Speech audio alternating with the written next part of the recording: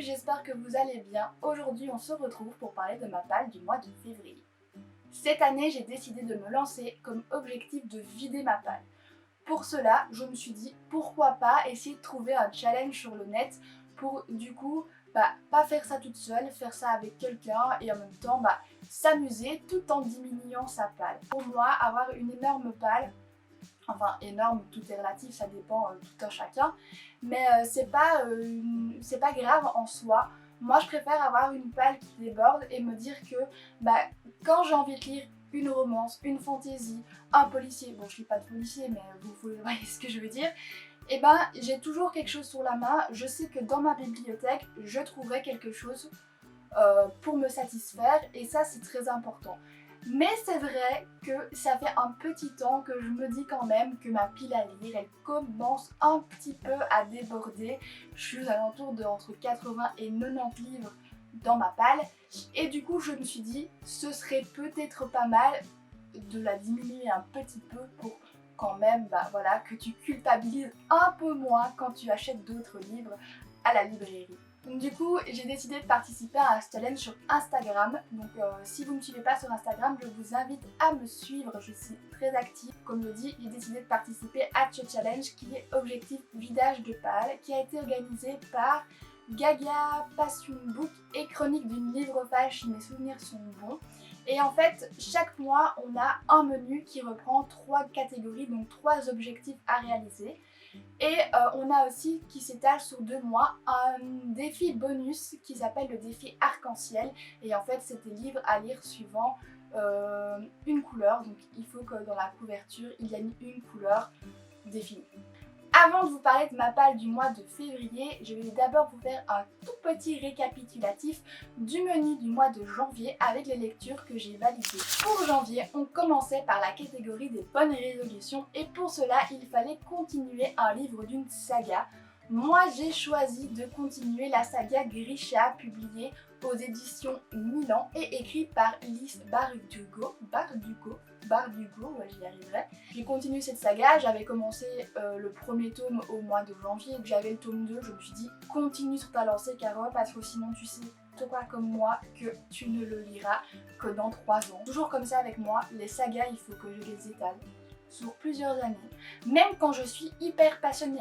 Quand je suis hyper passionnée par une saga, non, il n'y a pas l'idée de lire le tome qui suit, je sais pas pourquoi, c'est comme ça. Et du coup, j'ai genre 40 milliards de sagas en cours. C'est un problème de lecteur, malheureusement.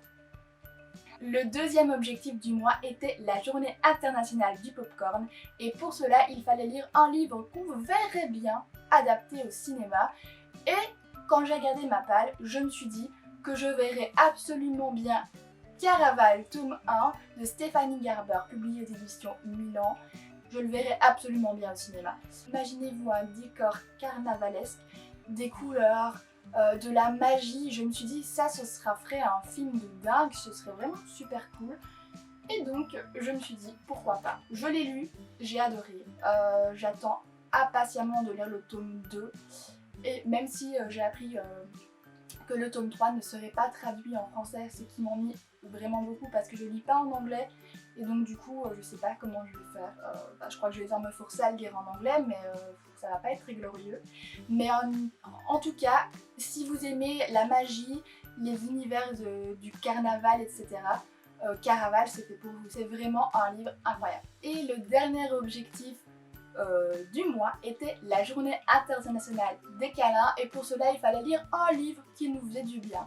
Et pour ça j'ai décidé de sortir de ma pile à lire un livre de chez Go Niue parce que je sais que souvent les livres chez Go Niue ils sont chouettes, ils sont cocooning, etc. Donc j'ai décidé de lire Tout ce que je n'ai pas dit de Tamara Harry-Landstone. C'est un livre que j'ai bien aimé. Mais même si je m'attendais absolument pas à un livre comme ça, c'est un livre qui parle des croyances, de tout ce qui tourne autour des croyances, de la religion, etc. Et c'était bien, j'ai beaucoup aimé.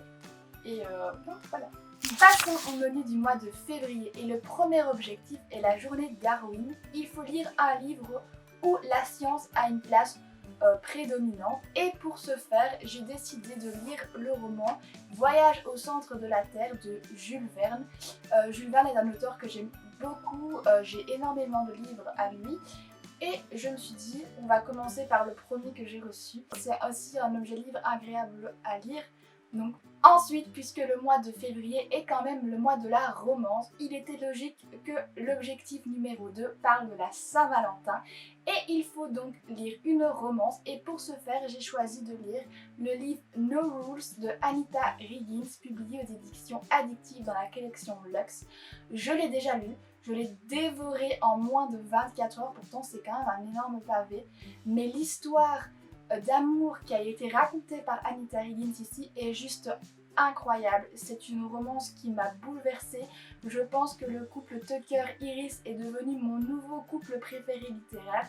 Je vous en parlerai très bientôt parce que j'ai énormément de choses à dire sur ce bouquin, mais je peux déjà juste vous dire une chose, que si vous aimez la romance, que vous aimez les histoires où les héros sont brisés, etc., ce livre est fait pour vous, c'est une tuerie. Et pour finir, le troisième objectif est le mois le plus court. Donc il faut lire le livre le plus court de notre pal.